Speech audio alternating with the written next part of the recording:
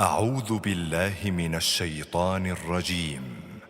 بسم الله الرحمن الرحيم.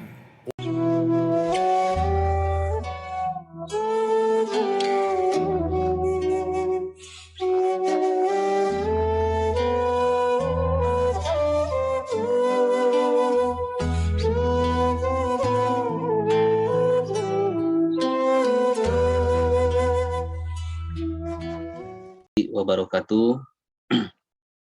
Alhamdulillahirabbil alamin. Alladzi khalaqal mauta wal hayata liyabluwakum ayyukum ahsanu amala wa huwal azizul ghafur. Asyhadu an la ilaha illallah wahdahu la syarikalah wa asyhadu anna Muhammadan abduhu wa rasuluh alladzi la nabiyya ba'dah. Allahumma shalli ala sayyidina Muhammad wa ala ali sayyidina Muhammad.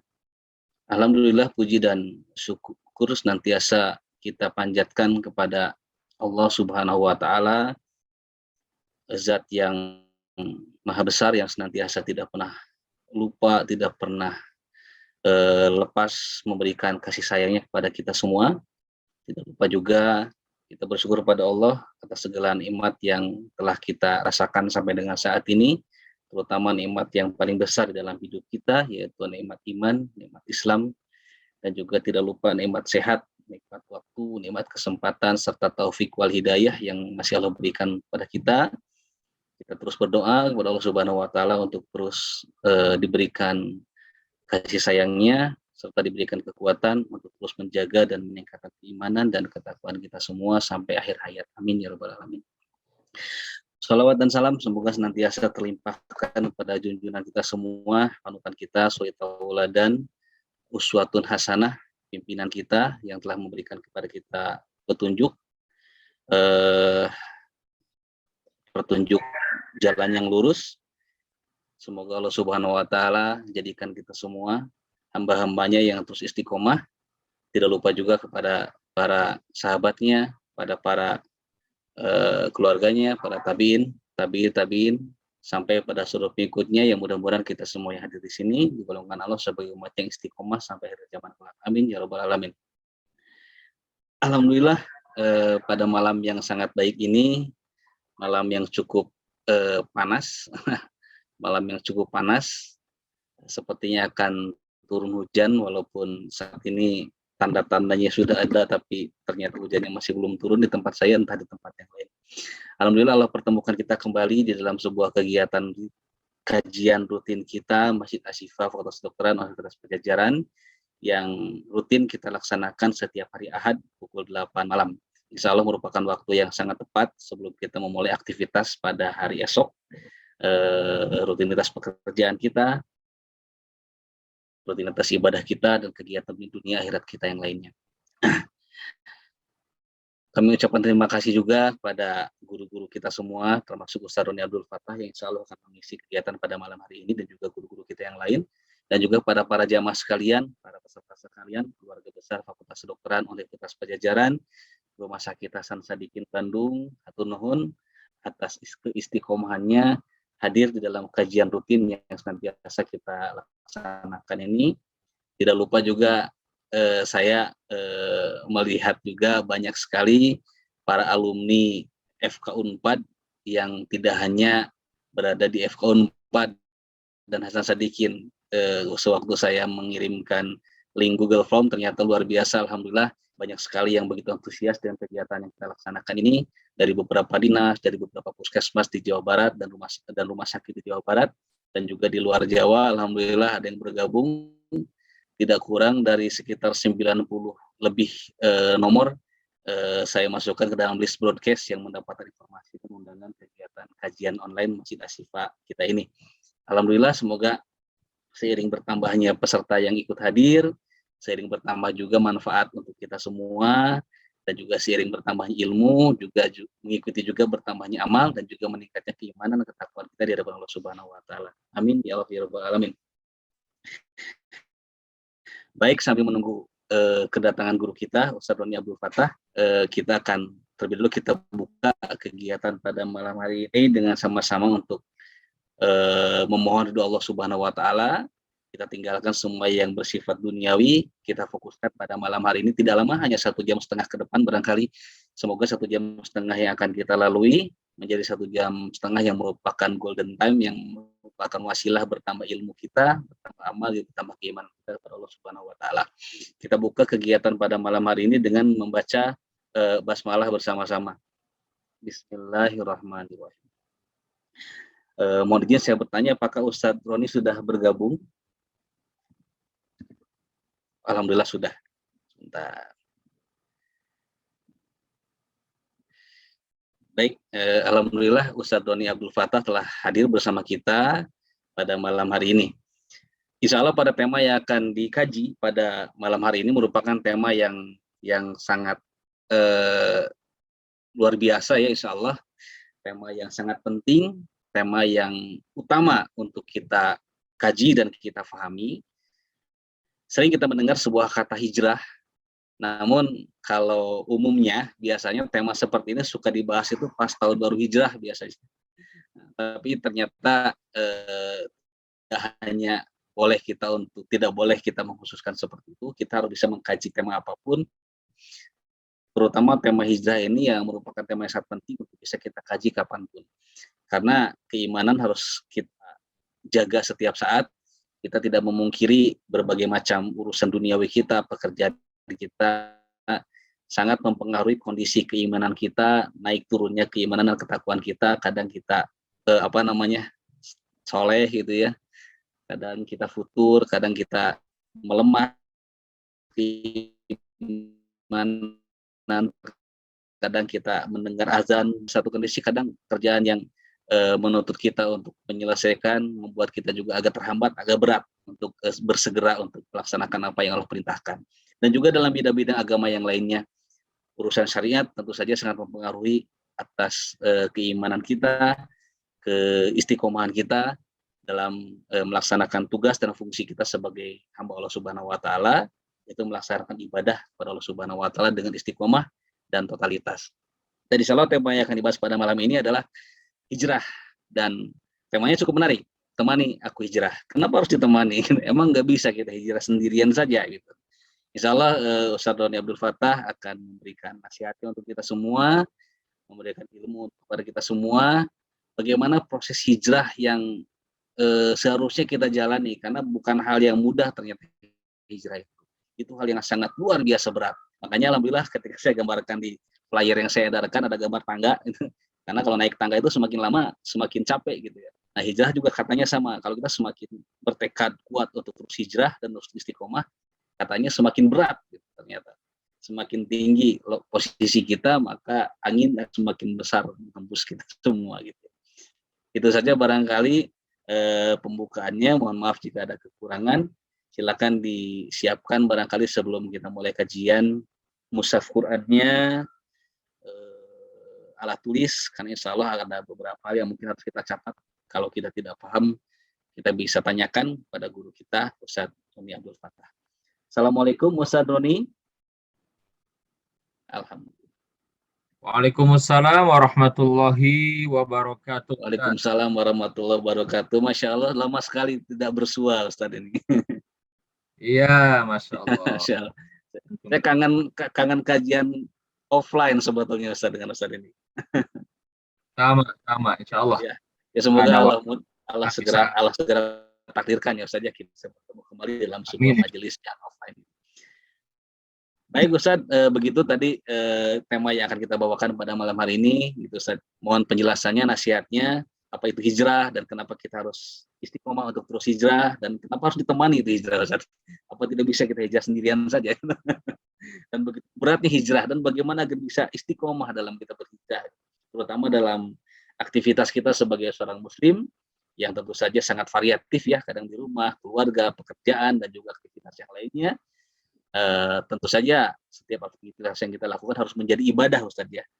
Sia-sia sekali kalau misalnya segala apa yang kita lakukan kita tidak dinilai ibadah di hadapan Allah Subhanahu wa Ta'ala.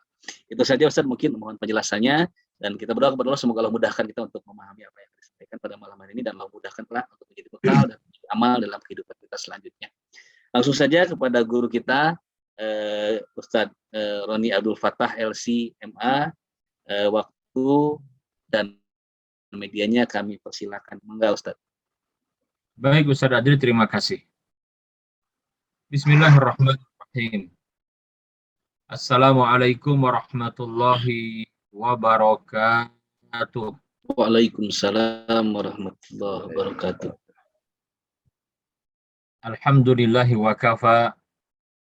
Wassalatu wassalamu ala Rasulillah Sayyidina Muhammadinil Mustafa wa ala alihi wa sahbihi ahli sidqi wal wafa, amma ba'd. Ya ayyuhalladzina amanu taqullaha haqqa tuqatih wa la tamutunna illa wa antum muslimun. Allahumma la ilma lana illa ma 'allamtana innaka antal alimul hakim.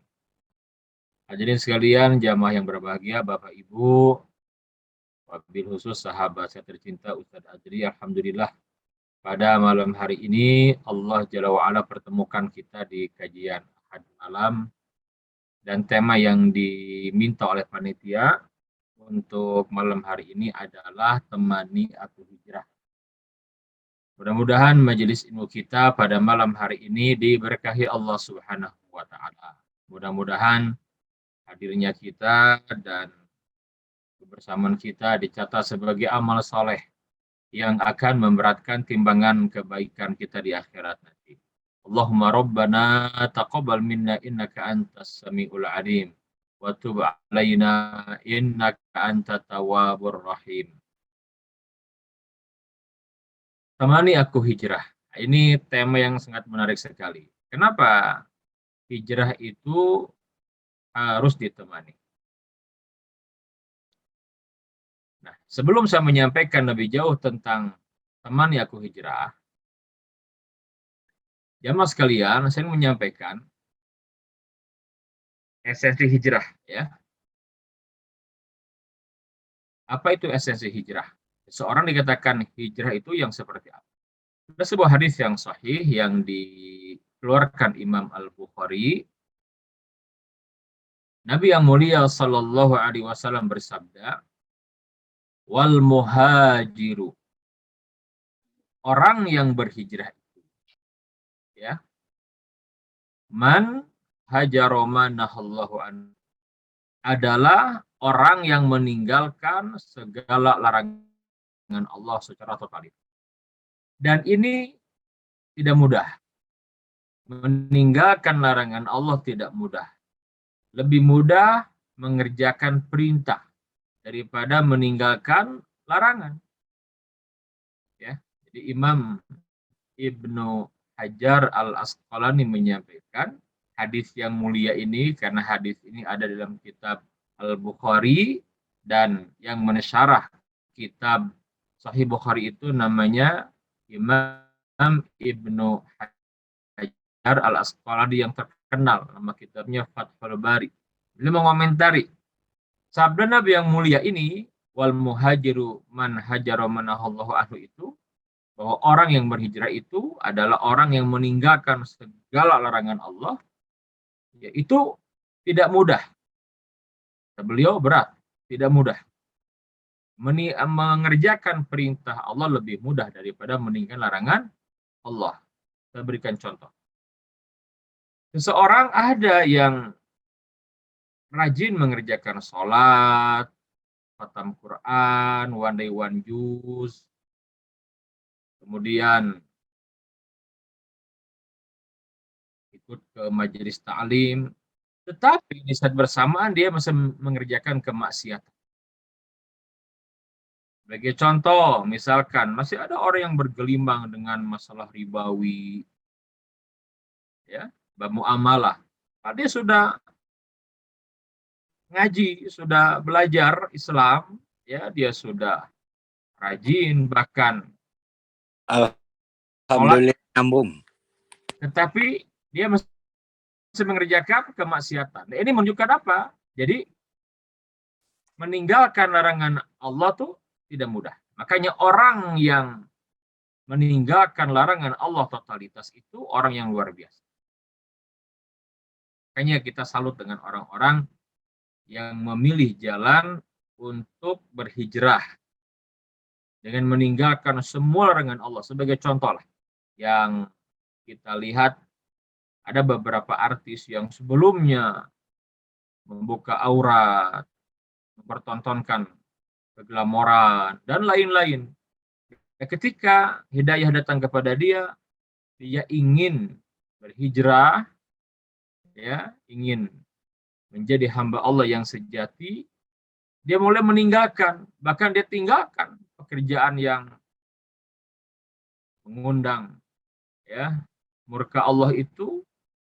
Dia menutup aurat dengan rapi, dia berpindah jadi pekerjaan yang subhat, yang haram, ya, kepada pekerjaan yang Allah ridhoi, dan dia konsisten. Itu luar biasa, tidak mudah itu. Kalau sendiri itu tidak mudah. Makanya disinilah ada kalimat temani aku hijrah. Nah, kenapa? Karena memang untuk menjadi hamba Allah yang sejati itu harus kita punya komunitas, punya lingkungan. Baik, hadirin sekalian, kenapa seseorang yang ingin totalitas hijrah, ya? Jadi saya mengajak jangan jadi manusia setengah hijrah. Nah, itu ada manusia setengah hijrah itu, ya, yang baru mengerjakan perintah tapi belum meninggalkan larangan. Nah, ini yang setengah hijrah itu begitu. Tapi orang yang total hijrah, perintah kita kerjakan semampu kita, tapi larangan harus semua kita tinggalkan. Ya, kalau larangan nggak bisa bertahap, tinggalkan. Dilarang ya tinggalkan gitu. Tapi untuk perintah dari Allah itu fattaqullaha mastata'tum. Kerjakan yang Allah perintahkan semampu bertahap, ya. Tetapi untuk yang diharamkan, yang dilarang, tinggalkan totalitas. Nah, kenapa kita perlu teman, kita perlu komunitas? Karena hijrah itu tidak mudah, hijrah itu berat. Kenapa? Yang akan menggagalkannya adalah mbahnya setan. Siapa? Iblis. Nah, ini nggak main-main ini. Saya ingin sampaikan sepenggal kisah dalam kehidupan Rasulullah Shallallahu Alaihi Wasallam ketika peristiwa hijrah. Jadi menjelang peristiwa hijrah terjadi itu, kita tahu bahwasannya Nabi yang mulia Shallallahu Alaihi Wasallam setelah para sahabat lebih dulu berangkat dari Mekah ke Madinah, karena berbicara hijrah, mesti istilah hijrah itu sendiri pun kita kenal dari peristiwa ini. Ya, nah jadi ketika itu sudah habis muslimin, tinggal beberapa orang di Mekah, maka Nabi yang mulia Shallallahu Alaihi Wasallam masih di Mekah, dan waktu itu orang-orang kafir Quraisy merasa khawatir dengan berangkatnya Nabi yang mulia dari Mekah ke Madinah. Dapat kabar mereka Nabi akan berangkat, maka Abu dan kawan-kawan di tempat berkumpulnya orang-orang Quraisy.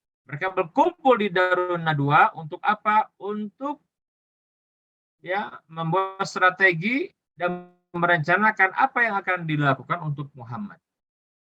Maka Abu Jahal membuat aturan ketat. Kata Abu Jahal, tidak boleh ada orang yang ikut masuk ke rapat yang penting ini, karena rapat ini dirahasiakan, tidak terbuka.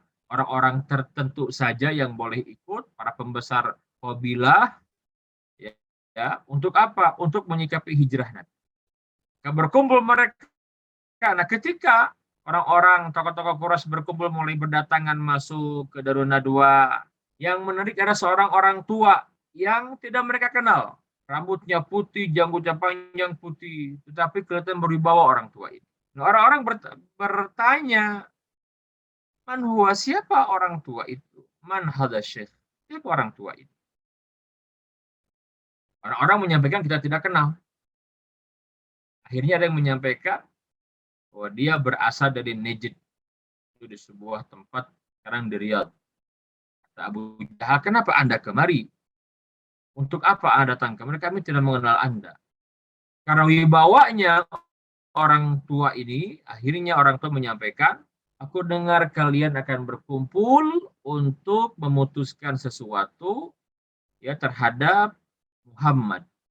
Karena Muhammad akan pindah, akan hijrah dari Mekah ke Madinah. Nah, barangkali aku punya ide yang bisa kalian terima, dan semoga ini ide sesuai atau menjadi versi terbaik buat kalian.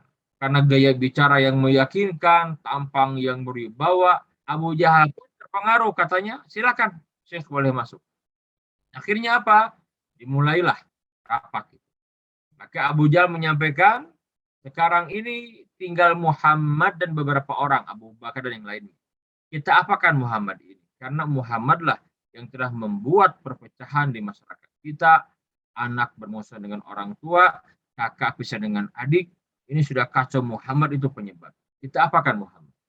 Nah, ketika itu maka muncul seseorang yang bernama Abul Bukhturi. Dia berdiri dengan menyampaikan, ya Abul Hakam, ini panggilan Abu Jahal. Orang-orang Quraisy memanggilnya Abul Hakam, nama aslinya Amr bin Hisham. Ya Abul Hakam, aku punya ide. Apa idemu? Kata Abu Jahal. Bagaimana kalau Muhammad ini kita usir saja? Kita usir dari Mekah. Dia penyebab selama ini. Kalau dia tidak ada di Mekah, aman kayaknya kita. Usir sajalah, terserah dia mau kemana. Pokoknya jangan ada di Mekah. Kita usir. Ini kata Abul Bukhturi, tokoh Quraisy. Mendengar usulan Abul Bukhturi, si kakek tua tadi itu berdiri, nggak terima. Maksudnya dia menyampaikan pandangannya, jangan diusir, aku tidak setuju, nggak bagus. Kalau Muhammad diusir, itu Muhammad akan diterima oleh orang-orang di luar sana. Karena dia itu punya keahlian berbicara, akan terpengaruh orang-orang lain. Dan kalau sudah kuat, dia akan kembali ke Mekah, habislah kalian. Jangan diusir, itu bukan ide bagus. Maka selanjutnya, ada yang memberikan saran lagi. Baik, kalau tidak boleh diusir, oke, katanya, bagaimana kalau kita tangkap, kita penjarakan Muhammad? Apa kata mereka? Jangan. Ya, kata si kakek tua ini nih, kembali kakek tua ini berdiri lagi. Jangan ditangkap. Kalau ditangkap juga nanti ya akan dibebaskan sama kawan-kawannya. Kita tahu bagaimana Muhammad dicintai para sahabatnya. Jangan ditangkap. Ya, tapi kita tangkap, jangan kasih makan sampai mati, jangan, gak bagus. Abu Jahal, baik, diusir jangan, ditangkap jangan. Aku punya ide, apa idemu? Kita bunuh saja Muhammad. Ketika Abu Jahal memberikan usulan kita bunuh Muhammad, si kakek tua tadi berdiri sambil menyampaikan, nah ini baru ide bagus. Bunuh Muhammad, beres urusan. Ya. Jadi sekalian, Bapak Ibu, tahukah kita siapa orang tua yang membenarkan usulan ini? Siapa orang tua ini? Dialah iblis. Iblis yang mana? Iblis yang ketika diperintahkan sujud ke Nabi Adam tidak mau sujud. Wa in qulna lil malaikati isjudu li Adam fasajadu illa iblis. Ingatlah ketika kami perintahkan kepada para malaikat usjudu li Adam, sujudlah kepada Adam. Fasajadu, maka mereka semua sujud illa iblis, kecuali iblis. Nah, iblis yang ini nih, mbahnya setan. Dan si iblis ini memang dipanjangkan umurnya. Jadi kalau untuk urusan remeh-temeh nggak perlulah big bossnya turun gitu kan, anak buahnya saja. Gitu. Tapi kalau untuk hijrah ini, karena hijrah ini si iblis akan kehilangan kawan di neraka nanti gitu kan. Jadi dia nggak suka kalau kita ini taat kepada Allah, meninggalkan larangan Allah dan totalitas melaksanakan perintah Allah, nggak mau si iblis. Dia akan menggoda untuk menghalang-halangi kita. Makanya kalau orang akan hijrah, meninggalkan semua larangan, semua dosa kemaksiatan di masa lalunya, itu biasanya iblis langsung yang turun menggagalkan. Jadi tidak mudah. Makanya kemudian hijrah itu perlu komunitas. menemani.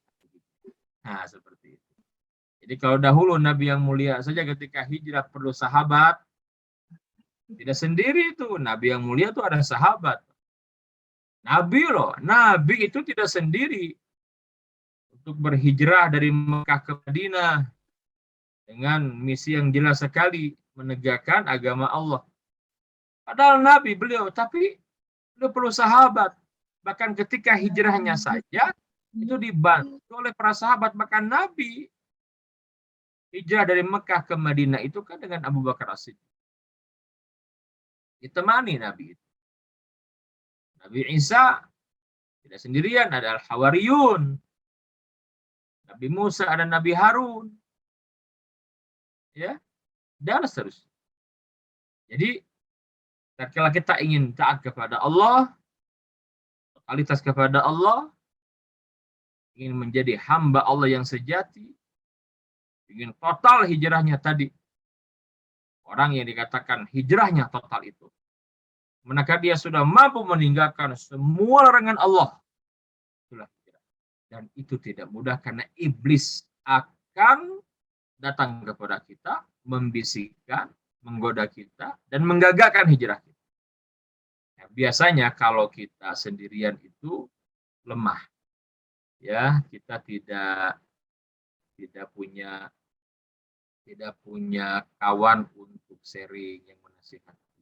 Tapi kalau kita punya komunitas bersama kita, kira maka Allah akan memberikan kekuatan iman kepada kita. Nah, itulah kenapa kemudian tatkala kita ingin menuju kepada Allah Jalla wa'ala, apalagi mohon maaf bagi yang sudah usianya di atas 40 tahun ya, di atas 40 tahun ini harus serius. Serius bagaimana? Serius hijrah, serius meninggalkan kemaksiatan, serius kepada Allah Jalla wa'ala. Sebagaimana Allah Jalla wa'ala menegaskan di dalam Al-Quranul Karim di surat Al-Ahqaf, ya, Allah Jalla wa'ala berfirman, jadi disebutkan ada umur, ya, ada usia, yaitu angka 40 tahun. Ini angka yang disebut di dalam Al-Quranul Karim.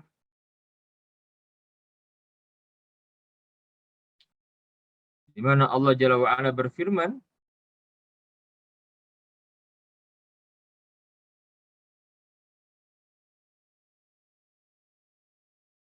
izin saya memberikan materi.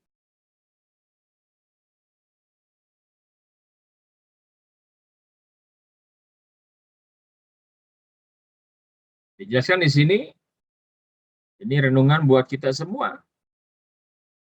Di mana Allah Jalla wa'ala berfirman,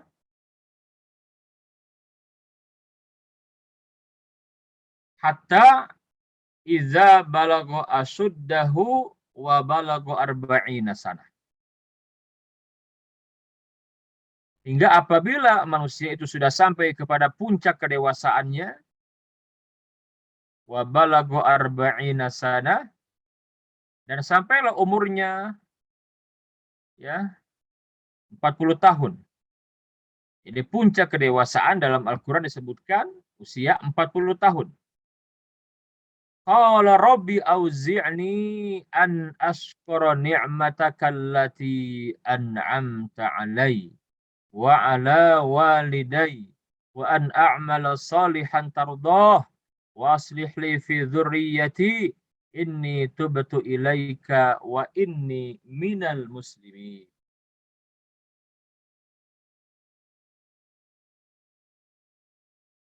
Jelas di ayat ini disebutkan ketika seseorang sampai kepada umur 40 tahun, ini disebut angka 40. Artinya apa? Angka 40 tahun ini harus menjadi peringatan buat kita. Yang lebih apalagi, ini yang nyampe yang baru 40 tahun, yang lebih sedikit, yang 41, yang udah lebih apalagi. Artinya apa? Harus sungguh-sungguh kepada Allah gitu. Ya. Ya, bahasa tema sekarang harus hijrahnya sungguh-sungguh. Kenapa? Karena tidak mungkin makin panjang usia kita, pasti mendekat kepada kematian, betul tidak?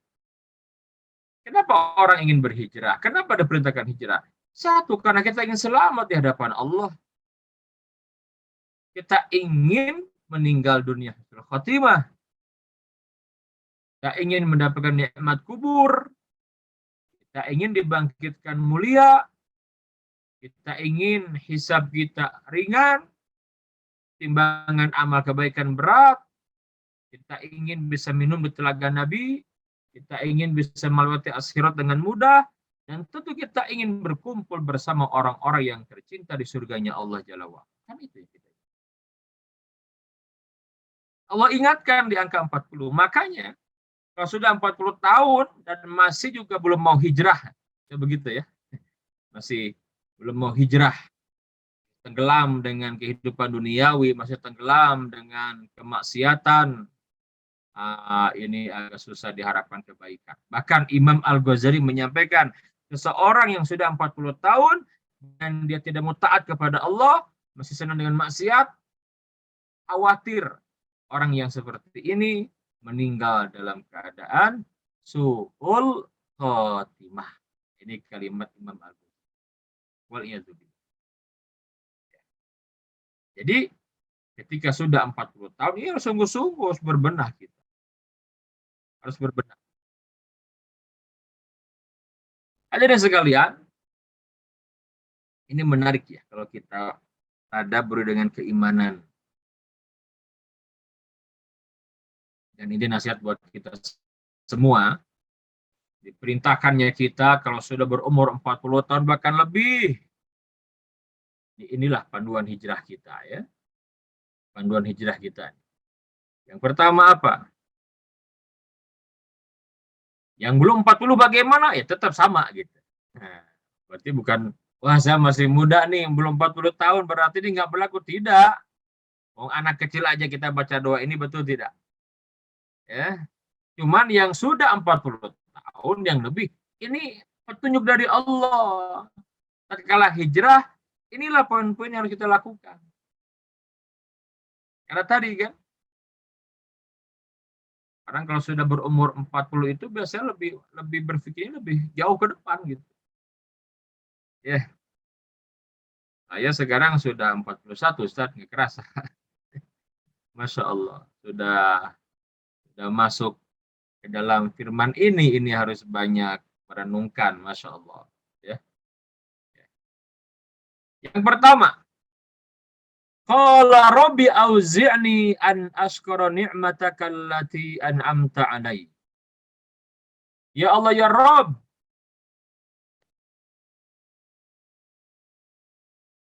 tunjukilah aku, bimbinglah aku untuk mensyukuri nikmat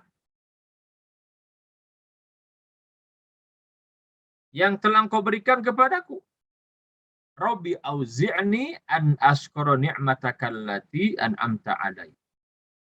Ini panduannya ini, agar kita ini banyak bersyukur. Banyak bersyukur. Ketika akan hijrah bersyukur. Allah masih selamatkan kita. Allah bimbing kita, Allah berikan hidayah kepada kita. Allah buat kita senang dengan agama ini. Di saat sekarang, Masya Allah, tidak mudah. Ujian untuk agama ini luar biasa sekarang. Di negeri ini, Pak, sekarang orang dengan mudahnya menghina. Betul tidak? Menghina umat Islam, menghina Al-Qur'annya, menghina nabinya, bahkan merendahkan Allahnya. Yang viral beberapa waktu yang lalu itu. Kasihan, Allah mau lemah, harus dibela. Nah itu kan kalimat yang fatal itu. Ini kan udah masuk penistaan agama gitu kan. Nah ini seperti itu. Rabbi auzi'ni an ashkura ni'mataka allati an'amta 'alai. Kita bersyukur. Orang kalau sudah 40 tahun itu bisa banyak mengingat nikmat Allah. malu kita. Ya. Coba tanya diri kita deh. Lebih banyak kemudahan atau kesulitan? Lebih banyak sakit atau sehat? Lebih banyak lapang atau sempit? Ya, lebih banyak bahagia atau menderita? Tanya saja. Tetapi kita menyadari benar, kita belum maksimal taat kepada Allah. Bahkan masih banyak kemaksiatan yang kita kerjakan. Lalai kita kepada Allah. Ketika kita bertekad ingin hijrah, ini panduannya. Jadi kalau kita punya kawan ini harus saling mengingatkan. Syukur atas nikmat Allah. Usia 40, kita bisa banyak mengingat kebaikan Allah kepada kita. Dan di saat bersamaan kita belum maksimal beribadah kepada Allah. Sekarang saja kita evaluasi saja. Lebih banyak baca Al-Quran atau lebih banyak baca handphone? Lebih banyak buka mushaf Quran atau lebih banyak buka HP? Lebih banyak tilawah Quran atau lebih banyak membaca FB, Instagram, apalagi WA group gitu ya. Yang tidak boleh, artinya apa? Ya, kita sadar benar gitu. Kita masih belum bisa maksimal kepada Allah. Maka bersyukur kepada Allah. Yang kedua dari doa ini apa? Wa ala walidai, dan kepada kedua orang tua. Siapapun di antara kita yang punya orang tua, yang selama ini kita sia-siakan orang tua kita, bahkan naudzubillah kalau sampai durhaka kepada mereka, segera kembali kepada Allah, kembali kepada Allah. Tebus kesalahan di masa lalu. Apa hijrah tinggalkan? Tadi, wal muhajiru man hajaronahallahu an. Tinggalkan. Sekarang berubah bakti kepada mereka. Wa ala walidai. Umur 40 tahun diingatkan kita. Karena kalau umur 40 tahun itu, ya mas sekalian, biasanya orang sedang sibuk dengan pekerjaan, dengan karirnya, sibuk dengan keluarganya, sibuk dengan anak-anaknya, dan di saat bersama dia suka lupa kepada orang tua. Sudah berumur, mungkin di atas 60 tahun, betul tidak? Ya, kalau kita nikah usia 25 saja, misalnya, berarti orang tua kita itu udah berapa? Ya, orang tua kita udah lebih umurnya di atas kita kan? Sudah 60 tahun lebih. Jadi penting sekali. Masa lalu banyak menyakiti orang tua, sekarang ganti dengan kebaikan. Sudah meninggal orang tuanya bagaimana? Kita lupa, nggak pernah mendoakan. Ya sekarang mendoakan. Kalau kita punya rezeki, ingat orang tua dulu belum pernah haji. Kita hajikan, haji badal namanya. Kita punya rezeki, orang tua kita ingin dulu pernah bilang ingin wakaf, ingin membangun masjid, pesantren, kita salurkan. Itu amal akan sampai kepada orang tua kita. Dan sebagainya. Kemudian apalagi yang ketiga adalah wan a'mala sholihan tardah. Orang yang berhijrah itu ganti masa lalu yang penuh kemaksiatan, ganti dengan amal-amal soleh yang Allah ridho. Kalau dulu beramal ingin dipuji manusia, ingin disebut orang dermawan, ingin dikenal orang yang ahli, tinggalkan itu semua. Murnikan ketaatan hanya untuk Allah saja. Kalau sudah hijrah itu, niatkan karena Allah saja. Makanya hadis tentang niat, innamal a'malu bin niat, itu kan konteksnya hijrah. Membaca hadis yang sering kita dengar, innamal a'malu bin niat, sesungguhnya amal itu tergantung niat. Silakan Bapak Ibu baca asbab urud, Sebab kenapa Nabi menyampaikan hadis yang mulia ini? Kita akan dapatkan ada seorang sahabat yang ikut berhijrah dari Mekah ke Madinah, tapi niatnya bukan karena Allah. Niatnya bukan mencari ridha Allah, tapi niatnya karena ingin menikahi perempuan yang sudah dia pinang. Sahabat mengingatkan, kata para sahabat yang lain, sayang sekali kamu kalau hijrah itu niatnya. Memang aku seperti ini niatnya. Aku niat hijrah memang akan menikahi calon istriku. Sampai kepada Nabi, maka Nabi mengingatkan. Innamal a'malu binniyat, sesungguhnya amal tergantung niat. Wa innamal likulli imri'in ma nawa, dan setiap orang akan mendapatkan dari yang dia niatkan. Faman kanat hijratuhu ilallahi wa rasulih. Maka siapa yang hijrahnya karena Allah dan Rasulnya, fa hijratuhu ilallahi wa rasulihi. Maka hijrahnya akan sampai kepada Allah dan Rasulnya. Wa man kanat hijratuhu, dan barang siapa yang hijrahnya di dunia yusibuha, karena dunia yang dia inginkan. Awim ro'atin yankihuha, atau karena perempuan yang akan dia nikahi, fahijratuhu, maka hijrahnya ila ma hajaru ilai, maka akan sampai kepada dia niat. Terus hijrah, tinggalkan amal buruk, kerjakan amal soleh yang diridhoi, itu maksudnya yang ikhlas. Sudah cukuplah. Kalau sudah umur 40 udah lebih itu jangan lagi beramal yang dipuji orang. Bahkan Bapak Ibu kalau bisa miliki ya amalan yang rahasia. Kenapa? Ini menarik. Kenapa harus ada amalan rahasia? Ada kalimat yang menarik dari seorang ulama besar, Imam Al-Munawi. Ini kalimat berdasarkan hadis Nabi. Bagaimana kalimat? Yamutul mar'u ala ma asya alaih. Seseorang akan dimatikan, diwafatkan di atas kebiasaan. Jadi seseorang kalau membiasakan beramal soleh, dirahasiakan amal itu, maka orang yang seperti itu akan diwafatkan di atas kebiasaan. Belum lama ini kan kita kehilangan wali kota kita ya, Mang Oded, wali kota Bandung. Saya ketika mendapat kabar itu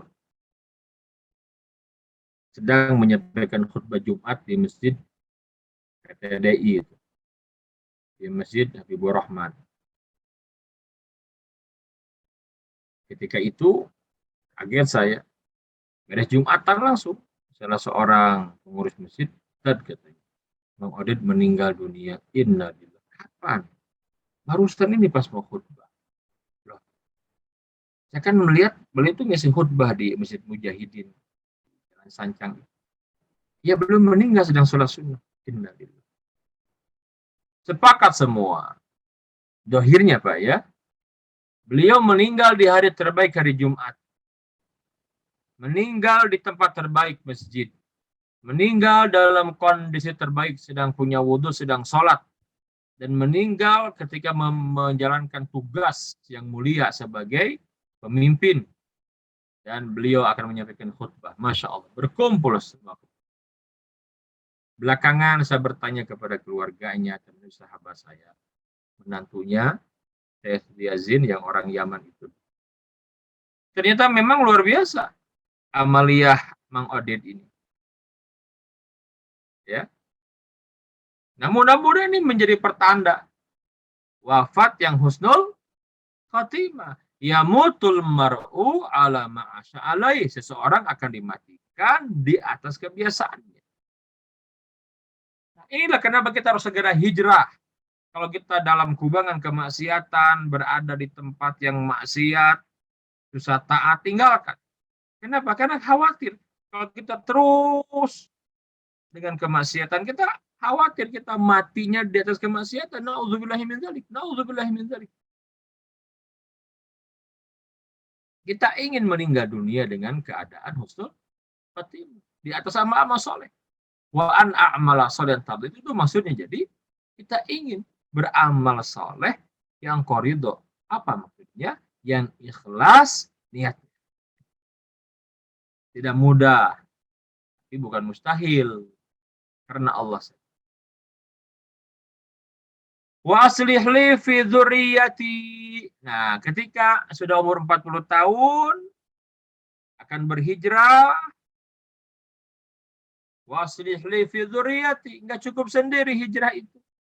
Keluarga sertakan. Sebelum yang lain-lain. Konteksnya kalau kita suami, ajak istri kita. Ayo jadikan rumah tangga kita rumah tangga yang akhirat oriented. Gak ada ujungnya lah mikir dunia mah. Semakin diminum semakin haus seperti meminum air laut. Kan begitu ya. Ada ujungnya ingin ini terus. Jadi kalau di rumah tangga enggak bisa sendiri Bapak Ibu sekalian, ajak istri kita. Ajak istri kita. Wa aslih li fi dzurriyyati. Ya. Anak-anak kita juga sama sertakan. Kita ingin agar kita menjadi contoh untuk anak-anak kita. Kenapa? Ketika kita sudah berumur 40 tahun, bahkan lebih, anak-anak kita sudah mulai akil balik gitu biasa. Punya anak ya. Harus tanggung jawab gitu. Kita ingin dengan hijrah kita ini menjadi contoh bagi mereka, jadi buah tutur yang baik di kemudian hari. Kan begitu. Kemudian yang kelima selanjutnya, ini tuh betul ilaik. Ini taubat. Nah tadi itu. Kalau selama ini kita mengisi kehidupan kita, selalu banyak dengan maksiat, dengan kesia-siaan, segera kembali kepada Allah. Taubat kembali kepada Allah. Taubatan nasuha. Belum terlambat. Kenapa? Karena ajal tidak menunggu, tidak menanti tobat. Ya, ajal bisa datang kapan saja, kematian bisa datang kapan saja. Maka tinggalkan kemaksiatan, kembali kepada Allah. Tubu ilallahi taubatan. Orang yang hijrah itu harus sungguh-sungguh taubat kepada Allah. Ya, karena kalimat hijrah itu sendiri kan kita kenal biasanya identik dengan kalimat apa lawannya? Jahiliyah, gitu kan? Aduh, saya dulu jahiliyah, sekarang sudah hijrah. Nah itu kan di masyarakat itu begitu, dengan mudahnya ngomong begitu gitu.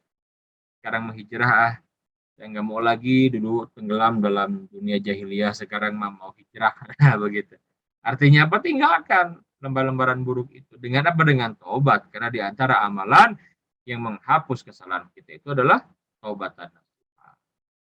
Wa inni minal muslimin. Yang terakhir, yang itu, dan aku termasuk orang-orang Islam. Apa artinya?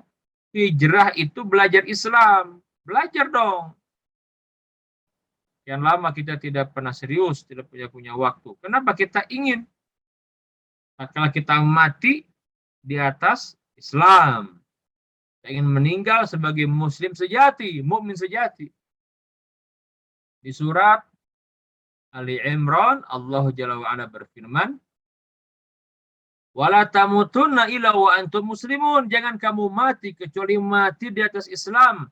Jangan kamu mati kecuali mati sebagai muslim sejati. Hijrah itu perlu teman ya aku hijrah. Bikin komunitas, bikin kajian-kajian, saling mengingatkan begitu. Nggak bisa sendiri, nggak bisa.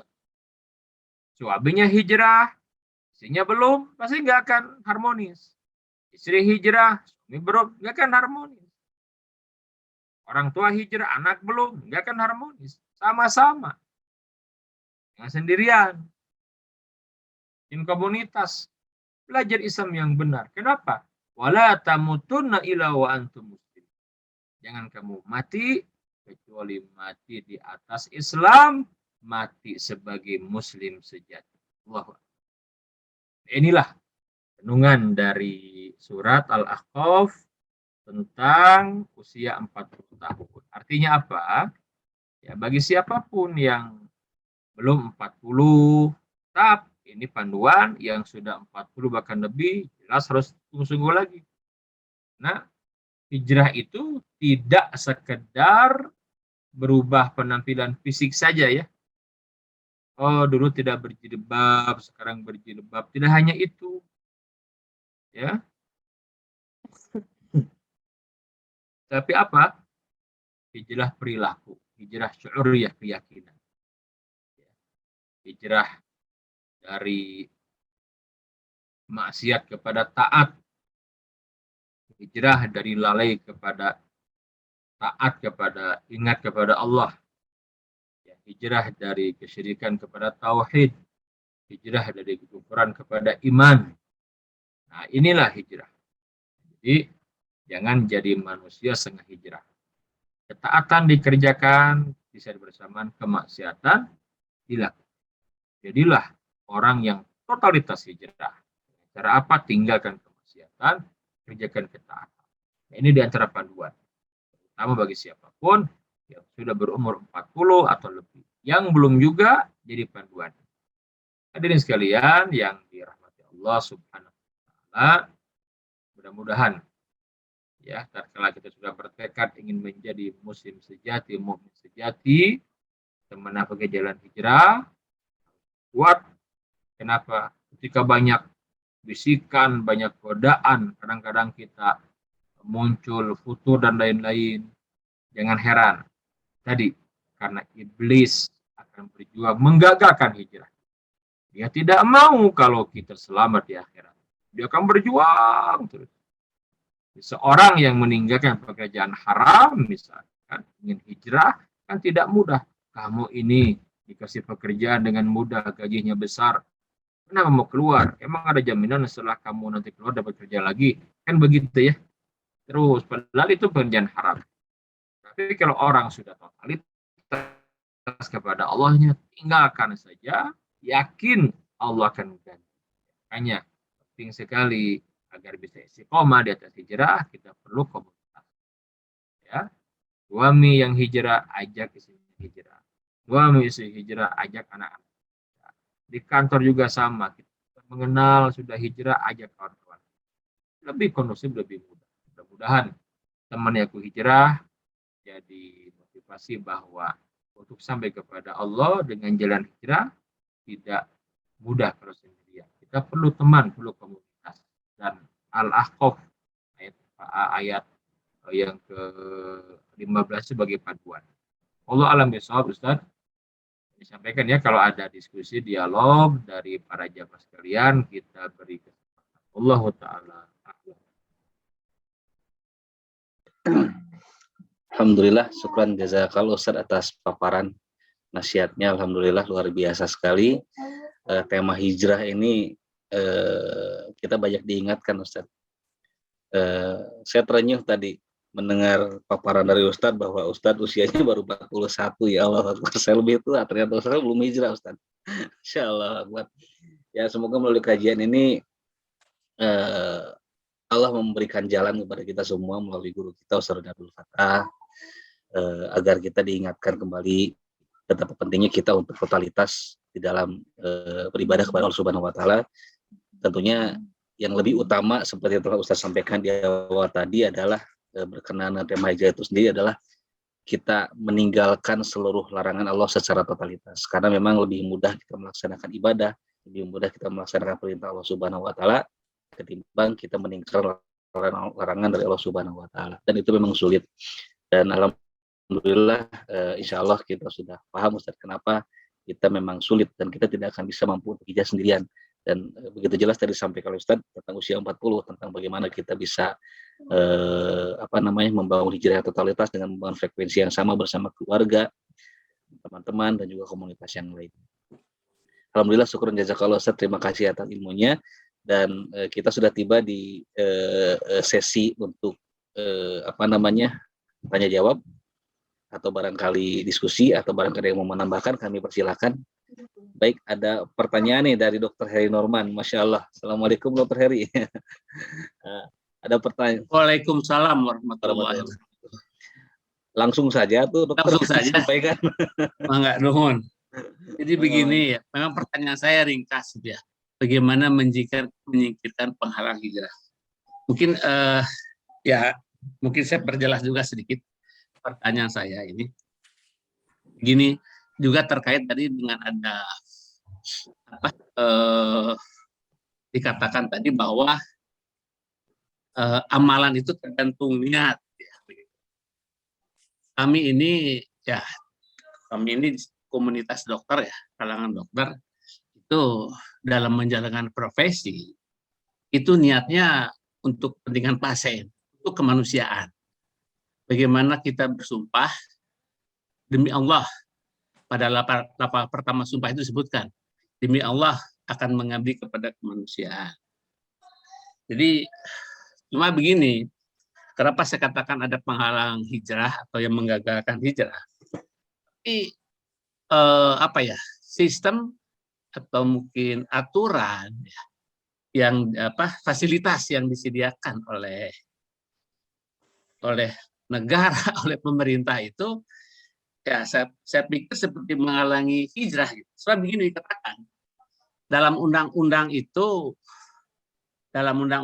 disebutkan Mohon maaf, bahwa boleh dipersingkat pertanyaan itu. dalam undang-undang disebutkan bahwa rumah sakit atau dokter itu harus berusaha, dalam undang-undang rumah sakit disebutkan rumah sakit atau dokter itu harus berusaha, dan usahanya adalah bentuk perseroan.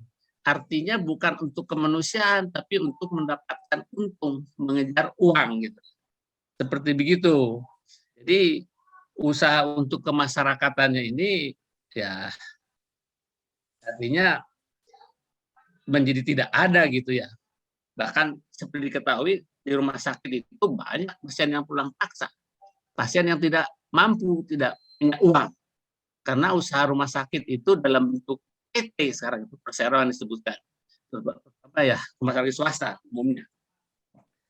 Dan juga mungkin ada lagi di kalangan kita sebenarnya ya, juga ini menjadi lebih kompleks, menjadi rumit juga, menjadi hambatan lebih menambah juga di kalangan kita, yang ada kelompok kalangan kita ya, saudara-saudara kita yang mengumpulkan wakaf, membuat rumah sakit dan menyebutnya rumah sakit sebagai rumah sakit syariah karena dari wakaf, tapi didirikan dalam bentuk PT karena berdasarkan undang-undang harus dalam bentuk perseroan. Jadi mana mungkin, kan nggak bisa itu wakaf, uang milik umat, harta milik umat dipakai untuk kepentingan perorangan kelompok PT. Mungkin itu sajalah kira-kira bagaimana itu kita untuk melawannya, untuk berhijrah gitu ya, supaya kita bisa tetap di jalan, menuju jalan yang lurus gitu, berada di jalan yang lurus, sementara jalan yang disediakan oleh pemerintah, oleh negara, jalan yang menyimpang. Itu saja. Terima kasih. Wassalamualaikum warahmatullahi wabarakatuh. Assalamualaikum warahmatullahi wabarakatuh. Assalamualaikum warahmatullahi wabarakatuh.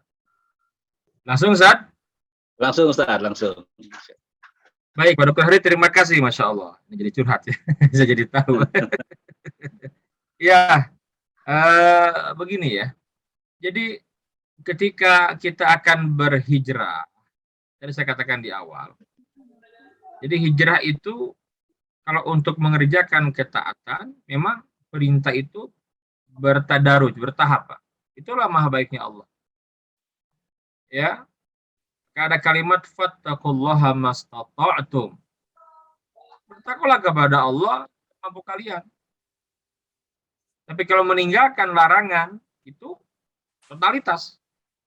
Larangan di sini apa? Larangan yang memang yang pertama yang sifatnya ya individu kita, pribadi kita. Jadi kalau kita mampu meninggalkan yang kita sanggup tinggalkan, yang perkara yang diharamkan, yang bertentangan dengan agama, tinggalkan oleh kita. Adapun yang menjadi sistem, ya, tadi Bapak menyampaikan di negeri kita, memang tidak mudah ini. Allah Maha tahu kita. Minimal kita jangan ridho saja. Kita nggak boleh ridho melihat kemungkaran. Dan kita harus ada perjuangan untuk merubah. Jangan ridho, jangan. Kita harus meyakini ini tidak benar. Sistem begini tidak benar. Tapi kita siapa? Yang kita bisa kerjakan, kerjakan saja. dengan terus kita memperluas pusaran kegelisahan sebagai orang baik, Pak ya. Terus karena perubahan terjadi diawali dengan kegelisahan orang-orang baik. Kalau orang-orang baik gelisah lihat kondisi yang ada, katakan tadi Bapak menyampaikan sistem yang ada ini tidak seperti ini harusnya. Jadi malah ke profit oriented banget sekarang ini. Itu tugas kita. Maka orang-orang yang baik, yang gelisah lihat kondisi ketidakbaikan seperti ini, terus semakin banyak, kan nanti Allah akan kasih jalan. Yakinlah itu. Yang saya justru bersyukur ketika, dan saya optimis ketika masih banyak orang baik yang mengkritisi ya sistem yang dibuat oleh rezim ini, pemerintah ini yang memang ini tidak tepat. Harus begitu, Pak. Ya, saya malah khawatir kalau orang-orang diam semuanya gitu. Rasa aman, yang penting saya, tapi tidak berpikir untuk ke depan. Karena tidak ada perubahan kalau orang-orang baik tidak gelisah melihat keadaan, dan di gelisah ini dia akan bergerak, percayalah. Ya. Nah, jadi kalau saya dalam konteks hijrah tadi, perintang penghalang hijrah yang paling pertama ya kita kerjakan yang kita mampu. Yang kita bisa tinggalkan, kalau itu konteks pribadi semua. Kalau berkait dengan sistem, ya semampu kita. Allah Maha tahu. Sambil kita ambil bagian, punya peran. Jangan khawatir, sekecil apapun peran kita untuk mengarah kepada perubahan itu besar di sisi Allah. Inilah. Mungkin kita lihat kecil, hanya kita punya ide, punya masukan, bukan mengkritisi. Kadang kecil, Pak, di sisi Allah. Kalau kita mau karena Allah, nanti Allah yang membesarkan, Allah kasih jalan. Yakinlah seperti itu. Ini barangkali Pak Dr. Heri yang saya sampaikan, mohon maaf kalau kurang memuaskan ya, jadi saya menanggapi curhat salah tadi. Tadi Ustaz, mohon izin ada 2 pertanyaan dari Dr. Heri tadi. Yang kedua terkait dengan wakaf yang ternyata keuntungannya digunakan untuk kepentingan dari komunitas tertentu, sementara dana yang terkumpul itu dari umat yang jauh lebih banyak barangkali. Itu barangkali. Iya. Betul. Ini ada kaitan dengan wakaf produktif ya sekarang ini. Jadi kita harus memahami fikih wakaf ini. Dalam bab fikih wakaf ini kan ada operasional nanti ya, terkait dengan istilah wakaf produktif. Maka diperbolehkan beraktivitas di lahan wakaf, di gedung wakaf, untuk kegiatan-kegiatan yang mana kegiatan itu kan harus ada biaya operasional, sewajarnya saja gitu. Itu dipersilahkan. Hukumnya boleh mengambil manfaat dengan tidak memfokuskan kepada profit oriented, artinya bisnis semata, tidak gitu. Tapi memang untuk operasional saja itu ada fikih wakaf. Nah, jadi ini agak luas pembahasannya kalau bicara wakaf ya sebentar waktu. Tapi kita mengenal sekarang sedang dikembangkan konsep wakaf produktif. Dan itu kan harus paham kita bahwa bagaimana bisa tetap berjalan operasionalnya, tetap juga harus ada operasional kan. Yang harus diluruskan tadi itu mindsetnya itu. Jadi ini lembaga wakaf, bukan lembaga bisnis gitu kan, kemanusiaan. Makanya tadi hal-hal yang kita dapatkan, Bapak jadi cerita, tapi ada yang dipulangkan karena tidak sanggup bayar. Ini kan memang hal yang harus diantisipasi kan. Ada solusinya lah. Ini kan menyangkut dengan nyawa kemanusiaan. Nah, ini barangkali diperbaiki ini. Saya rasa para bapak, para ahli di sini yang lebih ahli ya. Saya hanya mengarahkan dari sisi syariatnya saya seperti itu. Wallahu taala a'lam. Ya, mungkin saya mau komentar sedikit.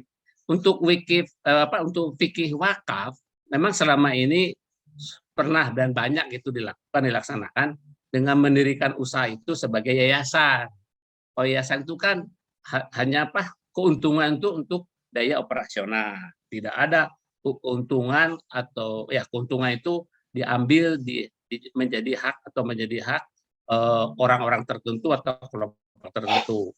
Cuma masalahnya sekarang ini wakaf itu digunakan untuk mendirikan suatu PT perseroan. Jadi kalau PT perseroan itu kan bukan milik umat. Secara legal dia berbadan hukum, jadi milik kelompok, milik orang-orang tertentu. Nah, itu permasalahan. Ya, tapi memang susah-susah juga ini untuk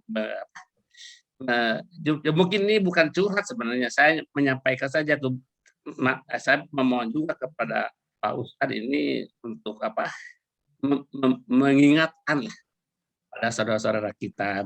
Kita saling mengingatkan, Betul. Ya. Saya Itu saja kurang saling tahu, apakah bisa membuat rumah sakit di bawah yayasan gitu, Pak? Bisa nggak sekarang? Nah, jadi begini, perlu saya sampaikan. Dalam undang-undangnya disebutkan harus dalam perseroan, harus Iya, PT dalam undang-undangnya, mendirikan rumah sakit itu. Dan hal ini, undang-undang itu sebenarnya sudah di judicial review oleh Muhammadiyah. Karena Muhammadiyah punya banyak rumah sakit. betul, betul. Nah, judicial review dari Muhammadiyah ini diterima oleh komisi Mahkamah Konstitusi, diterima. Tapi ini khusus untuk rumah sakit Muhammadiyah jadinya. Tapi sebenarnya ini sebenarnya seharusnya menurut saya sih harus bisa menjadi jurisprudensi, contoh bagi yang lain. Tapi sekarang ini masih ada itu di antara kita. Wakaf itu dibuatkan untuk PT. Itu sajalah, kita saling mengingatkan saja, itu sajalah.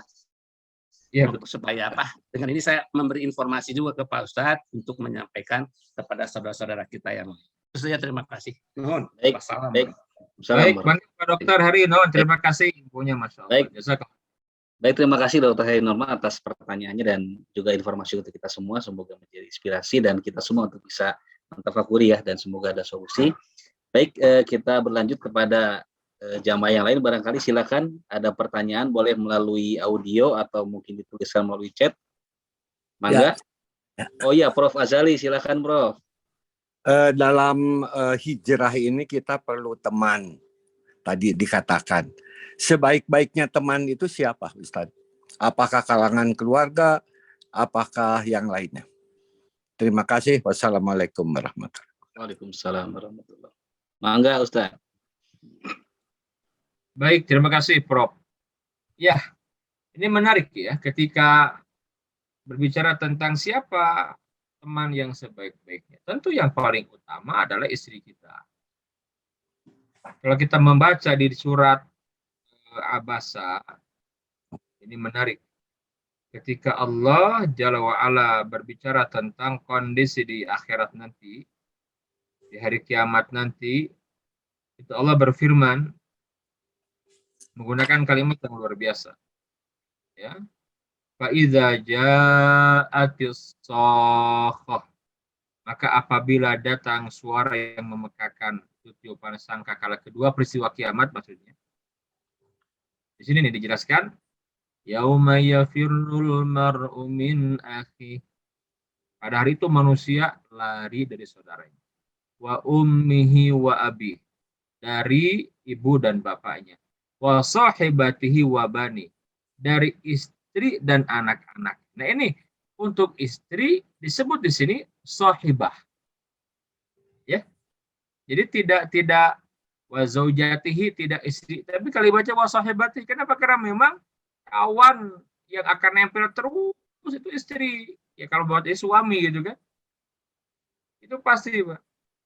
Suami itu ya dengan istri disebutnya persahabatan dalam Al-Qur'an itu. Wa sahibatihi wa bani. Suami akan lari dari istrinya dan anak-anak. Istri lari dari suami dan anak. Maksudnya apa? Ada kalimat sahibati. Artinya apa? Memang istri kita lah yang paling dekat dengan kita. Maka yang paling pertama berbicara konteks hijrah, teman ya aku hijrah, ya apa? Ya keluarga kita yang diajak gitu loh. Kita suami, ajak istri kita. Kalau sudah kompak suami istri, anak-anak kita. Kompak bagaimana? Jadi ke rumah tangga kita kemana arahnya? Akhirat oriented. Udah sekarang akhirat orientasi hidup kita. Gitu. Enak kalau istri sudah kompak, suami kompak, anak-anak kompak. Itulah rumah tangga yang sakinah, mawaddah. Nah, kita berharap dengan itulah kita akan berkumpul kembali di surga Allah Subhanahu wa Ta'ala. Kita kan tidak ingin berumah tangga di dunia saja, kita ingin berkumpul dengan istri tercinta, suami tercinta, dengan anak-anak, dengan cucu di mana? Di surga. Apa mungkin? Mungkin. Ya, asal kita berhubungan dengan mereka itu dibangun di atas keimanan. Ya, di surat At-Tur disebutkan, orang-orang yang beriman itu akan Allah pertemukan nanti di akhirat di surga. Ya, suami, istri, anak-anak bisa kumpul lagi di surga. Jadi berbicara konteks hijrah, teman yang aku hijrah, siapa teman yang paling utama? Istri kita, suami kita, anak-anak kita, keluarga kita, baru orang-orang yang setelah ini ya, yang mungkin orang tua kita yang belum paham, kalau yang menjadi orang tua kita ajak mereka, kita ingatkan mereka. Ini dia konteksnya dalam masalah tema teman yang berhijrah, yang paling utama yang orang dekat dengan kita. Siapa? Istri kita, anak kita, orang tua kita, dan yang lain. Wallahu ta'ala. Masya Allah, Alhamdulillah, syukuran, jazakallah, khairan kasiran, terutama nih Prof. Hazali atas pertanyaannya yang sangat menginspirasi saya pribadi. Alhamdulillah. Hatur nuhun Prof, hatur nuhun Ustaz Doni atas jawabannya. Alhamdulillah. Baik, kita masih ada waktu kurang lebih 10 menit, barangkali kita manfaatkan untuk sebanyak-banyak ilmu kita dapatkan pada malam hari ini. Silakan para jamaah sekalian, pertanyaan masih terbuka, waktunya, mangga yang akan mengajukan pertanyaan boleh dicatatkan. Sepertinya kalau dicatat perlu waktu nih. Langsung saja barangkali ditekan tombol lambaikan tangannya, silakan pertanyaannya. Jika tidak ada dari saya barang Ustaz. Mangga Ustaz, silakan. Tadi Ustaz sampaikan kita jangan sampai manusia seperti manusia setengah hijrah ya Ustaz ya. Saat kita masih mengamalkan tapi ternyata maksiat pun kita masih laksanakan Ustaz. Nah, kalau saya pribadi kayaknya bukan manusia setengah hijrah nih, kayak manusia seperempat hijrah juga nggak tahu nih. Nah itu Ustaz, jadi mohon barangkali diperkuat kembali nasihat bagaimana kita agar bisa fokus untuk menghindari dosa itu Ustaz. Ya terutama dosa-dosa kecil itu Ustaz yang lebih susah. Kalau dosa besar ya pasti mudah lah kita hindari Ustaz ya. Tapi dosa-dosa kecil ini Ustaz selalu mengiringi ada saja Ustaz. Katakanlah misalkan kita ada sakit hati, selalu ada tersirat penyakit hati yang muncul gitu saja. Nah, salah satunya itu barangkali juga banyak yang lainnya, dosa mata, dosa dan sebagainya. Itu Ustaz mau nasihatnya terutama dalam konteks hijrah ini, bagaimana agar kita fokus menghindari dosa-dosa seperti itu.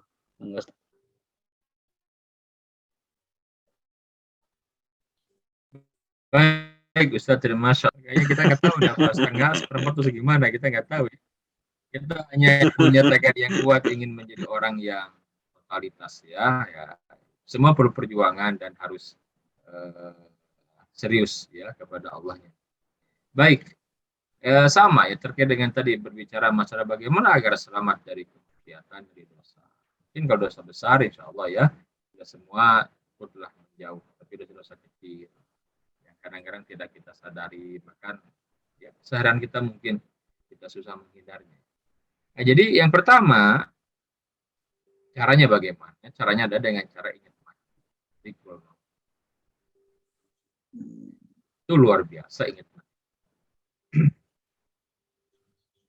Saya yakin penjahat juga tidak mau mereka mati dengan jahatnya gitu. Orang-orang yang jahat juga dia nggak mau anak jadi penjahat. Jadi dia sadar kalau perbuatan itu tidak benar. Dan kalau diingatkan kematian dia akan takut, dia juga mau kalau mati dengan keadaan mati.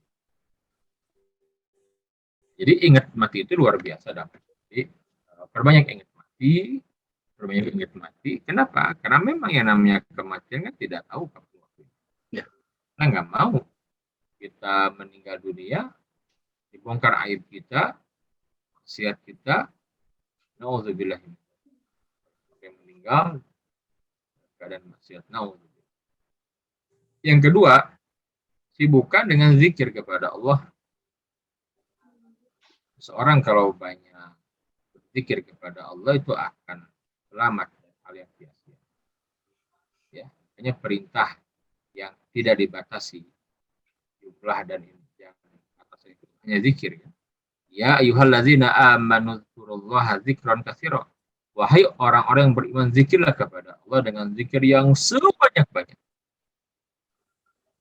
Zikir yang sebanyak-banyaknya gitu. Jadi orang kalau banyak zikir, insya Allah dia akan sedikit berpikir yang sia-sia lah. Zikir kepada Allah, ingat kepada Allah. Yang ketiga bagaimana? Yang ketiga, sibukkan dengan hal-hal yang bermanfaat. Kita harus punya aktivitas. Biasanya munculnya kemaksiatan itu karena kita banyak waktu luang, banyak menyendiri, banyak lihat handphone, dan lain-lain. Tapi kalau kita sibuk dengan targetan-targetan, contoh, target saya harus one day one juz tilawah. Dia ngejar itu. Target saya harus one day one lembar hafalan. Dia ngejar itu. Orang yang punya targetan-targetan amal soleh yang seperti ini biasanya akan terhindar. Nah, bagaimana kalau kita bermaksiat juga, sudah berjuang? Ya, yang namanya manusia memang tidak ada yang selamat dari dosa. Semua kan berbuat dosa. Tapi selama dosa tidak diniatkan, kita berbuat dosa, tobat kepada Allah. Terus seperti itu. Jadi jangan salah paham juga. Sekarang tobat nasuha. Apa ada jaminan sampai mati nggak bikin dosa lagi? Ya nggak ada. Artinya kalau kita berbuat dosa, tobat lagi itu seperti itu. Selama tidak diniatkan dan jangan sampai terjatuh ke dosa yang sama untuk kedua kali atau ketiga kalinya. Ya, ini penting. Dan yang paling utama lagi tadi saya katakan memang harus ada komunitas. Sekarang konteksnya komunitas WA misalnya, itu yang baik-baik saja. Saya punya banyak komunitas dengan para ulama baik di pusat, Radai, Asia Tenggara, dan juga para ulama di Timur Tengah, di mana-mana. Nah, jadi kalaupun buka itu menambah iman gitu. Setiap buka WA itu ulama nge-share tulisan, hikmah, nambah iman gitu. Ini kan bagus sekali. Tapi kalau banyak kesia-siaan, kita khawatir malah terjatuh kepada kemaksiatan. Dan yang paling penting ya kita bergantung kepada Allah ya. Karena Allah yang menyelamatkan kita dari kemaksiatan. Minta kepada Allah. Kita menjadi yang taat, tidak berbuat kemaksiatan. Minta kepada Allah. Alam bisawab. Ini yang disampaikan. Baik, syukron jazakallah khairan katsir Ustaz atas nasihatnya. Baik, sepertinya jika tidak ada pertanyaan kita akan langsung tutup saja dengan di mana? Halo? Ya, silakan, Mangga. Saya tanya lagi nih. Ya, begini. Mangga, semoga semua berhubungan dengan tema ya, Dokter. Iya, dengan hijrah. Iya. Dengan hijrah lah. Ya. Jadi begini, ya bukan apa-apa sih ya, terkait juga dengan yang tadi. Bagaimana untuk berhijrah itu tidak mudah, banyak penghalang atau yang ada mengagalkan segala macam. Dan ini banyak dirasakan oleh saudara-saudara kita juga. Dan sampai mereka itu melakukan hijrahnya itu dengan cara-cara yang tidak tidak Islam. Ini mungkin pada dia saudara kita, dia Muslim dia itu, sehingga dia dikatakan sebagai orang yang sebagai teroris, disebut juga sebagai nggak tahu kenapa juga disebut radikal begitulah. Bagaimana caranya? Pertama adalah menyadarkan, memberitahu saudara-saudara kita itu jangan sampai begitulah. Atau sebaliknya, bagaimana cara jadi kembali lagi, bagaimana cara berhijrah yang sebaik-baiknya, jangan sampai kita dikatakan radikal, teroris, gitu. Ya, itulah bagaimana seperti apa ya? Ya mungkin itu salah dua pertanyaan itulah kira-kira kita harus bagaimana. Jadi terkait juga dengan pertanyaan awal tadi agaknya ini, memang tidak mudah lah. Jadi kalau mau dikatakan curhat juga mungkin curhat, karena susah menjawabnya kayaknya nih. Apalagi di tempat terbuka seperti begini. Terima kasih. Wassalamualaikum. Waalaikumsalam warahmatullahi wabarakatuh. Pada hari, Masya Allah. Terima kasih. Iya, ini PR besar kita. Mungkin ke depan saat kita perlu menyampaikan tentang dasarnya perang pemikiran di Indonesia. Ini sebenarnya dampak dari perang pemikiran. Kita harus sadar benar bahwa ada perang yang lain, Pak. Ya, perang yang tanpa disadari ini berbahaya sekali. Perang pemikiran, perang ideologi, gitu ya. Sekarang luar biasa. Jadi sekarang ada upaya dari Islam untuk melemahkan dan melumpuhkan kaum mukmin dengan tadi itu, dengan perang pemikiran. Jadi senjatanya itu berupa pemikiran. Orang kalau sudah rusak pemikiran ya akan begitu. Ya, contohlah sejauh-jauh sekarang kan bagaimana musuh Islam, ya mereka memberikan gambaran kepada umat Islam yang berpegang teguh dengan Islamnya dengan tuduhan tadi yang Bapak sampaikan, yang radikal, ya kelompok yang ekstrim dan macam-macam. Itu kan sekarang kalau mau jujur, sebelum jelas juga tuh definisi apa itu, apa yang dimaksud dengan radikalisme itu apa, dan siapa itu teroris itu seperti apa, ini kan masih belum jelas. Sekarang kalau kita tahu, lihat saja ketika ada bentrokan antara TNI dengan kelompok yang di Papua itu kan media memberitakannya kan dengan kelompok bersenjata. Padahal jelas dibunuh itu TNI itu, tapi kan yang dinarasikannya kan TNI bentrok dengan kelompok bersenjata, gitu kan? Karena mungkin bukan umat Islam, jadi kalau umat Islam coba pasti teroris itu Islam. Jadi kita sudah tahulah kemana arahnya, gitu kan? Ini PR bersama kita, Pak. Nah, kenapa bisa muncul seperti ini? Sampai muncul kelompok Islamofobia. Nah, ini kembali lagi karena memang adanya serangan yang berupa pemikiran. Jadi munculnya orang-orang yang rusak pemikirannya, yang dibom dengan liberalisme, dibom dengan pluralisme, itu yang merusak akal. Jadi jangan aneh kalau kemudian yang membenci umat Islam, yang membenci Islam, orang Islam juga, kan ada kisah seperti itu. Jadi ketika seorang hijrah dibuat narasi, wah ini kelompok yang radikal, kelompok-kelompok yang anti kebinekaan, misalkan begitu ya, memang seperti itu ya. Nah, intinya kita ingin memberikan nasihat, orang kalau sudah berhijrah udah sajalah lempeng aja, istiqomah kepada Allah saja, jangan pedulikan kanan kiri, selama yang kita kerjakan benar. Ukuran benar bukan kata orang, tapi kalau Allah, kalau Rasul, syariat. Benar tidaknya jalan yang kita tempuh itu syariat yang jadi timbangannya, bukan apa kata orang, bukan. Karena orang tiap kepala beda-beda nanti. Seperti saya pernah menyampaikan kisah Luqmanul Hakim. Luqman itu dengan anak ingin memberikan pelajaran. Luqman itu punya keledai gitu kan, dia lewat nggak dinaikin tuh keledai, Pak. Orang komentar, ya ini orang bodoh katanya, punya keledai kok nggak dinaikin, sayang sekali, sia-sia wazir keledai. Akhirnya Luqman menyampaikan, nak kamu naik deh bapak yang nuntun, lewat Pak ke kampung itu, diomongin lagi, ini gimana sih anak nih, orang tua sudah tua begini suruh nuntun keledai, dia enak aja naik di atas keledai, ini anak yang tidak sopan ke orang tua, diomongin lagi Pak.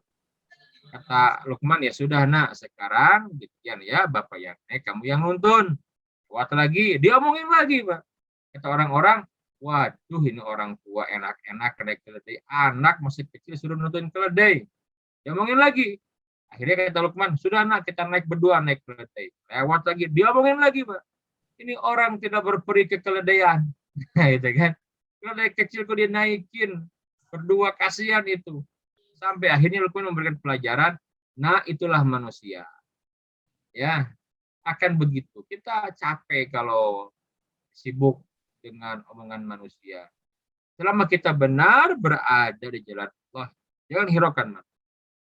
Ya, karena omongan manusia tidak akan membuat kita tidak akan bisa berpengaruh kepada kita kalau kita berada di jalan. Intinya apa? Mustahilah kita ingin yang kita kerjakan orang sedang. Gak ada masalah. Kalau kita benar di jalan Allah, bismillah, tawakal ala Allah, istiqomah saja. Nanti Allah yang berkualikan. Sekarang memang sedang zamannya begini, zaman kita. Memang tidak mudah. Ya, narasi jatuh diarahkan kepada Allah. Inilah zaman. Kalau kita mengalami. Allah alam bisa. Baik, alhamdulillah Ustaz Roni, terima kasih atas paparannya, ilmu yang luar biasa pada malam hari kita dapatkan. Baik, kita tiba di penghujung acara, alhamdulillah. Sebelum ditutup, mohon izin Ustaz perkenannya untuk memimpin doa singkat untuk kita semua. Mangga Ustaz. Baik, Bapak Ibu dokter yang berbahagia dan para jemaah sekalian, saudari yang berbahagia, terima kasih. Kita akhiri majelis kita dengan doa, semoga Allah kabulkan doa kita dan sampaikan menjadi manfaat pihak usaha pribadi jamaah sekalian. Kita ingin selamat di akhirat nanti. Kita fokus saja, karena hidup ini nggak lama, dunia hanya sebentar, yang sebenarnya di akhirat. Kita jangan sampai gagal menjalani kehidupan yang sebentar. Orang itu akan terus bicara apapun yang kita kerjakan. Nabi saja orang mulia, ada yang tidak suka. Apalagi kita. Selama kita benar, sikap. Mudah-mudahan Allah wafatkan kita semua secara Fatimah dan kita berkumpul bersama keluarga di akhirat. Surganya Allah Subhanahu wa taala. Bismillahirrahmanirrahim. Allahumma shalli wa sallim ala hadzal nabiyil karim imamil muttaqin wa qaidil mujahidin wa ala alihi wa sahbihi ajma'in. Amin ya Allah. Ijtima'ana hadza ijtima'an marhuman wa tafarraqana min ba'dihi tafarraqan ma'suman wa la taj'al fina syaqiyan wa la mahruman bi rahmatika ya arhamar rahim. Rabbana zalamna anfusana wa illam taghfir lana wa tarhamna lanakunanna minal khasirin. Amin. Ya muqallibal qulub tsabbit qulubana ala ta'atik. Ya musarrifal qulub sarrif qulubana ala dinik. Allahumma inna nas'aluka husnal khatimah. Amin. Na'udzubika min su'il khatimah. Amin ya Allah. Nas'aluka taubatan nasuha Amin. wa taubatan qablal maut wa rahmatan indal maut wa maghfiratan ba'dal maut. Allahumma hawin alaina fi sakaratil maut wan najata minan nari wal afwa inda hisab. Rabbana la tuzigh qulubana ba'da idh hadaitana wa hab lana min ladunka rahmah innaka antal wahhab. Rabbana taqabbal minna innaka antas samiul alim. Amin ya Allah. Innaka antat tawwabur rahim. Rabbana atina fid dunya hasanah wa fil akhirati hasanah wa qina adzaban. Amin. Rabbika Rabbil izzati amma yasifun. Amin. Al-mursalin walhamdulillahi rabbil alamin. Terima kasih Ustaz Adri dan jamaah sekalian. Subhanallah wa bihamdihi asyhadu an la ilaha illa anta astaghfiruka wa atubu ilaik. Assalamualaikum warahmatullahi wabarakatuh. Waalaikumsalam warahmatullahi wabarakatuh. Alhamdulillah Ustaz hatur nuhun pisan atas materi yang disampaikan pada malam hari ini. Mohon izin kamera saya off, ini sinyal sedang gangguan. Kita bertemu kembali pada kajian yang akan datang insyaallah. Insyaallah pada pemateri pada ahad esok jika tidak ada perubahan Ustaz Dudi Mutaqib insyaallah akan mengisi kajian online pada Sila Sifa ahad yang akan datang. Semoga Allah Subhanahu wa taala berikan kita rezeki berupa paham pada malam hari ini melalui ilmu yang disampaikan oleh guru kita Ustaz Roni, dan Allah mudahkan kita untuk bisa menambah amal dan tentunya meningkatkan keimanan kita, dan tentunya konsisten dengan niat kita untuk terus istiqomah di dalam hijrah, tentunya di dalam ketaatan kepada Allah Subhanahu wa taala, dan tentu saja juga hijrah dalam menjauhi segala larangan dari Allah Subhanahu wa taala. Kita tutup kegiatan pada malam hari ini. Mohon maaf atas segala kekurangannya. Semoga menjadi amal ibadah daripada Allah Subhanahu wa taala dan juga menjadi wasilah diampuninya pula dosa-dosa kita semua di hadapan Allah Subhanahu wa taala. Kita tutup dengan doa kifatul majelis kembali. Subhanakallahumma wa bihamdika asyhadu an la ilaha illa anta astaghfiruka wa atubu ilaik. Alhamdulillahirabbil alamin billahi taufiq wal hidayah. Wassalamualaikum warahmatullahi wabarakatuh. Waalaikumsalam. Waalaikumsalam warahmatullahi wabarakatuh. Hatur nuhun sadayana. Waalaikumsalam matur nuhun Pak. Matur nuhun. Waalaikumsalam. Baik, mohon izin ruang pertemuannya akan kami tutup.